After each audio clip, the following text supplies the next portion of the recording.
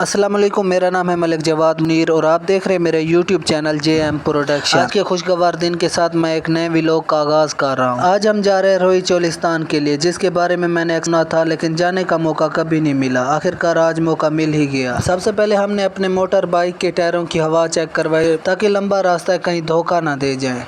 इसके बाद हमने अल्लाह ताला का नाम लिया और सफ़र को शुरू कर दिया। कुछ ही देर बाद अपने स्कूल के करीब पहुंच गया, जहां पर मैंने मैट्रिक की तालीम हासिल की थी। जैसे ही मैं स्कूल के करीब से गुजरा, मुझे वो पुरानी यादें याद आ गई जब मैं स्कूल में पढ़ा करता था। हमारे आगे मामू इजाज़ और मेरा भाई मलिक अहमद भी मौजूद थे। वो हमसे काफ़ी ज़्यादा दूर थे और हमें करीब भी नहीं आने दे रहे थे। शायद वो सोच रहे हो कि हमसे कुछ मांग ही नहीं। मैं मजाक कर रहा हूँ। आप हमारे ड्राइवर का सर देख कर अंदाज़ा कर सकते हैं कि कितने पुराने हम ड्राइवर हैं।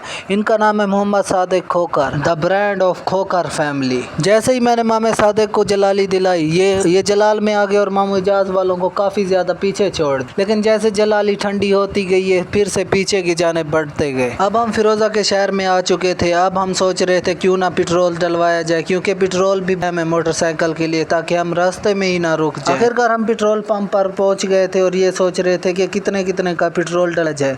मामू इजाज ने ये कहकर फैसले को ख़त्म ही कर दिया कि क्यों ना टैंकियों को फुल ही करवा दिया जाए। अब मैं ये बात कहना लाजमी समझूंगा कि इस फ्लाई ओवर से आगे मेरा ज़िंदगी का पहला सफ़र है, क्योंकि मैं इस फ्लाई ओवर के पार कभी नहीं गया। जैसे ही घर पर पहुंचे, हमने अपने मोटरसाइकिलों की रेस को काफ़ी ज़्यादा कर दिया। चारों तरफ से पकड़त घर, इनको देखकर दिल बहुत खुश हुआ। लेकिन मैंने एक ऐसी बिल्डिंग देखी जिसके बारे में मुझे नहीं कि ये घर है, स्कूल है या कोई फैक्ट्री है। आपको ये बिल्डिंग नज़र आ रही होगी। अगर आपको पता है कि ये किस चीज़ की, कमेंट में बता सकते हैं। अब हम देखेंगे फिरोज़ा की रेलवे लाइन। इस रेलवे लाइन की वजह से ये फ्लाई ओवर बनाया गया, क्योंकि इनकी वजह से कई घंटों मुसाफिर जलील होते थे। जब ट्रेन गुजर जाती फिर फाटक को खोला जाता था। अब ये देखें कितना हसीन माहौल है, खूबसूरत माहौल। लेकिन अभी हम मुकम्मल तो चोलिस्तान नहीं पहुँचे थे। ये तो अभी शुरुआत है, आगे पता चलेगा होता है क्या। बार बार सोच रहा था कि अल्लाह ताला की कितनी मखलूक है और कहाँ कहाँ पर बसी हुई है। ये अब हम जिस जगह से गुजर रहे हैं, यहाँ पर अक्सर भट्ठे थे। ये भट्ठे भी गरीब लोगों के लिए एक नेमत से काम नहीं, क्योंकि ये लोग यहाँ पर काम करते हैं और अपना पेट पालते हैं। हमें हर हाल में अल्लाह ताला का शुक्र अदा करना चाहिए। उसने अल्लाह ताला का लाख शुक्र है। कभी भी अल्लाह ताला से शिकवा नहीं करना चाहिए। वो हम लोगों से 70 माओं से ज़्यादा प्यार करते हैं। अब ये भट्ठे देखें और इन पर काम करने वाले देखें। वो यहाँ पर काम करते हैं सिर्फ अपना पेट पालने के लिए। लगता है आप काफ़ी ज़्यादा बोरिंग फील कर रहे होंगे, लेकिन इंतज़ार ख़त्म होने वाली है। कुछ ही देर में हम पहुँच जाएंगे रोई चोलिस्तान। ये आप सरसब्ज़ घास और ये देख सकते हैं। आखिरकार हम लोग पहुंच चुके हैं चोलिस्तान की सरजमीन पर। ये जो सामने आप का टीला नज़र आ रहा है, इसे हम सराकी में दड़ा कहते हैं और इस टीले का नाम है किराड़ वाला दड़ा। यहाँ पर काफिर आबाद, इसलिए इसका नाम पड़ गया किराड़ वाला दड़ा। प्लीज़ सब्सक्राइब तो कर दें। यहाँ पर हमारी नज़र जितनी दूर जाती हुई, यहाँ पर जंगलात ही जंगलात थे, रेत ही रेत थी। अगर आप उकताहट महसूस कर रहे हैं तो चंद ही लम्हों में आपको एक एडवेंचर भरा माहौल दिखाएंगे।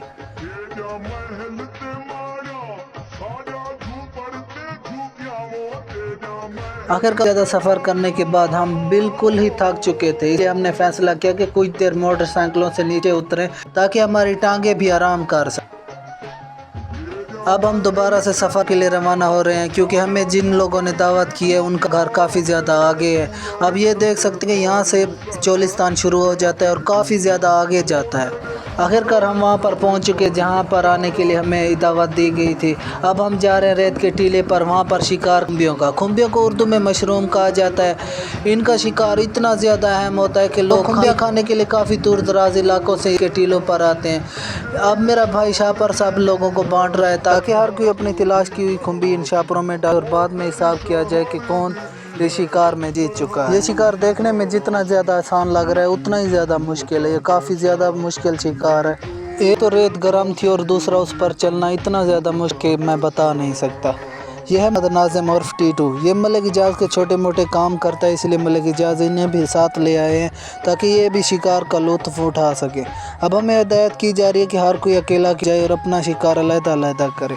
हम सबको ये हिदायत की गई थी कि एक दूसरे से कम फासले पर रहें ताकि गुम होने की सूरत में एक दूसरे आवाज़ की मदद से ढूंढा जा सके। मेरे साथ थे मोहम्मद तारिक, जो कि चोलिस्तान के बेताब बादशाह माने जाते हैं।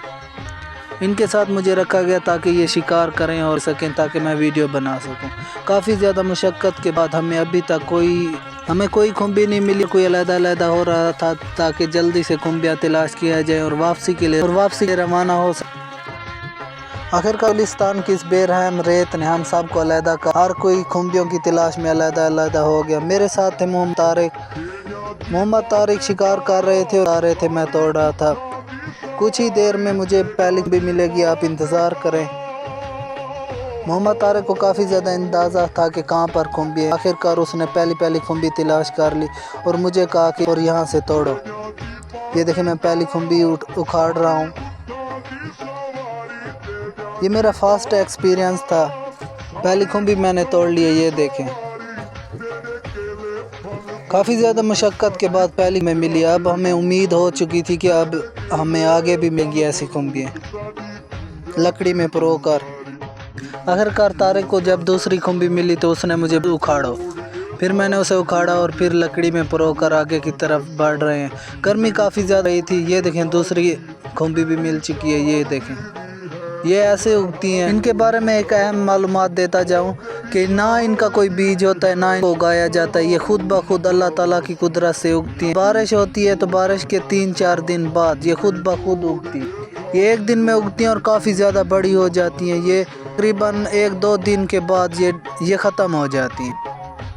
طارق مشقت کر رہے تھے، یہ ایک اور لڑکا ہے، اس نے بھی کافی زیادہ ڈھونڈی ہوئی تھی۔ میں نے اس سے کہا مجھے دکھاؤ تو صحیح۔ یہ لڑکا بھی ماسٹر مائنڈ تھا، کافی زیادہ اس ڈھونڈی ہوئی تھی، کافی زیادہ چلاک تھا۔ مجھے اس نے کہا تم طارق کے ساتھ جاؤ، میں اکیلے ہی ڈھونڈوں۔ آخر کار اس تپتی ہوئی ریت پر ہمیں پیاس محسوس ہونے لگ گئی اور کافی زیادہ کھمبیاں تلاش کے بعد میں طارق کے پیچھے جا رہا تھا تاکہ میں گم نہ ہو جاؤں۔ آخر کار ہم سب لوگ ایک جگہ اکٹھا ہونا شروع ہو گئے۔ ہم لوگوں نے ایک دوسرے کو آوازیں لگائی کہ بھائی جو اکٹھے ہو جاؤ، تو تمام لوگ اکٹھے ہونا شروع ہو گئے۔ دیکھیں یہ میرا بھائی آ چکا ہے، تمام لوگ آ رہے تھے۔ میرے بھائی نے بھی کافی زیادہ توڑی ہوئی تھی۔ یہ مامو اجاز نے کافی زیادہ توڑی ہوئی تھی اور اس نے اس ٹیٹو کو دی تھی۔ اب ہمیں واپسی کا راستہ نہیں مل رہا تھا کافی زیادہ، لیکن ایک امید تھی کہ ہمیں راستہ مل جائے گا۔ یہ دیکھیں میں کھمبیاں دکھا رہا ہوں شاید اس لیے کہ ان کھمبیوں کی وجہ سے ہم باہر نہیں جا سک رہے، ہمیں راستہ نہیں، دور سے ہم کھجوروں کو دیکھ رہے ہیں کہ کھجوریں کہاں تھی۔ ہم جب جا رہے تھے تو ہم نے یہ فیصلہ کیا تھا کہ ان کھجوروں کی سمت میں جا رہے ہیں اور ان سمت میں واپس آئیں گے۔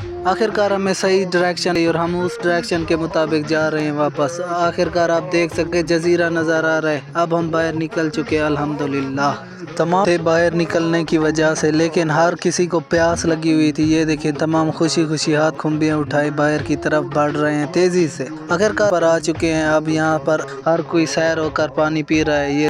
یہاں سے سیر ہو کر پانی پیوں گا اور اللہ تعالیٰ کا شکر ادا کروں گا۔ آخر کار اب ہم واپسی کے لیے روانہ ہو رہے ہیں۔ ہم واپسی کے لیے روانہ ہو رہے تھے تو ہم نے سوچا کہ کیوں نہ خواجہ غلام فرید کی دربار کا کیا جائے، کیونکہ یہاں پر جھوک فرید آباد ہے۔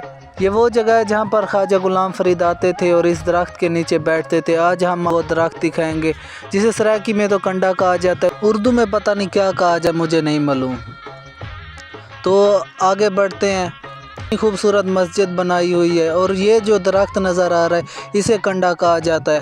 اب ہم اس کے نیچے جائیں گے اور اللہ تعالیٰ سے دعا اپنے بارے میں بھی، اپنے بھائیوں کے بارے میں بھی۔ ہم آگے بڑھ رہے ہیں۔ یہ وہ پاک جگہ ہے جہاں پر خواجہ غلام فرید رحمۃ اللہ تعالیٰ علیہ یہاں پر آ کر بیٹھتے تھے، عبادت کیا کرتے تھے۔ اب بھی ہر سال پر بہت بڑا میلہ منعقد کیا جاتا ہے۔ یہ دیکھیں کتنا خوبصورت ماحول، طرف صفائی۔ یہ چولستان کے لیے بہت بڑی خوشی کی بات ہے کہ پر خواجہ غلام فرید آیا کرتے تھے اور آرام کیا کرتے تھے۔ تو اس مسجد کو دیکھ کر کافی زیادہ خوش تھا۔ اس میں کافی زیادہ بچے اللہ تعالیٰ کا قرآن پاک پڑھ رہے تھے۔ میں جب کھمبیوں کی تلاش میں آگے نکل گیا تھا تو میں نے اس جھنڈے کو دیکھا تو مجھے کافی زیادہ امید آئی، کیونکہ صاف ظاہر یہ نظر آ رہا تھا، اونچے ٹیلوں سے یہ صاف ظاہر نظر آ رہا تھا۔ اسی کے ساتھ میں یہ امید کرتا ہوں کہ آج کا ولاگ آپ کو پسند آیا ہوگا۔ اگر آپ کو آج کا ولاگ پسند آیا ہو تو میرے چینل کو سبسکرائب کریں، میری ویڈیو کو لائک اور ایک پیارا سا کمنٹ کریں۔ آخری بار دیکھ لیں چولستان کی ان صحراؤں کو۔ تو اسی کے ساتھ میں اپنا ولاگ ختم کر رہا ہوں۔ پلیز خدا حافظ.